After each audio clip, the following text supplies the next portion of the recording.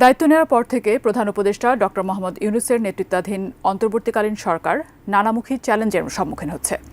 একদিকে দেশের অভ্যন্তরে বিরাজ করছে বিশৃঙ্খল পরিস্থিতি, অন্যদিকে ঋণের টাকা পরিশোধে আসছে বিদেশি চাপ। ভারতের আদানির পর এবার সরকারকে চাপ দিয়েছে রাশিয়া। এমন পরিস্থিতিতে কি করবে সরকার? বিস্তারিত জানাচ্ছেন সহকর্মী শাহাদাত রিফাত। বিদ্যুৎ বিক্রির পাওনা ৮০ কোটি ডলারের বকেয়া পরিশোধে আদানির চিঠির পর এবার বাংলাদেশে প্রকল্প ঋণের ৬৩ কোটি ডলার সুদ চেয়েছে রাশিয়া। আর এই সুদের টাকা পরিশোধে রাশিয়া বাংলাদেশকে সময় বেঁধে দিয়েছে। দেশের প্রথম সারির একটি জাতীয় দৈনিকে প্রকাশিত প্রতিবেদন থেকে বুধবার এই তথ্য জানা গেছে, যেখানে বলা হয়েছে রূপপুর পারমাণবিক বিদ্যুৎ কেন্দ্র নির্মাণে দেয়া ঋণের বকেয়া ও চলতি সুদ বাবদ ৬৩০ মিলিয়ন মার্কিন ডলার আগামী ১৫ সেপ্টেম্বরের মধ্যে পরিশোধ করার জন্য বাংলাদেশ সরকারকে চিঠি দিয়েছে রাশিয়া।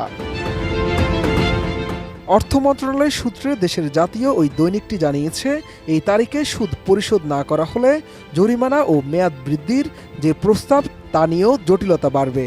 কারণ চলতি অর্থবছরের ডিসেম্বরের মধ্যে এই প্রকল্পের ঋণের চুক্তির মেয়াদ শেষ হচ্ছে। সুদ পরিশোধ না করা হলে নতুন মেয়াদ বৃদ্ধির প্রস্তাবও বিলম্বিত হওয়ার আশঙ্কা রয়েছে। জানা যায়, রূপপুর প্রকল্পে ১২.৬৫ বিলিয়ন ডলার ঋণের সর্বোচ্চ সুদ হার ৪%, যেখানে বকেয়ার জন্য জরিমানা সুদ আরোপ করা হয়েছে আরও ২.৪%। চিঠিতে বলা হয়েছে ২০২২ সালের ১৫ মার্চ থেকে ২০২৪ সালের ১৫ মার্চ পর্যন্ত সময়ে সুদ ও জরিমানা বাবদ পাওনা রয়েছে ৪৮০ মিলিয়ন ডলার।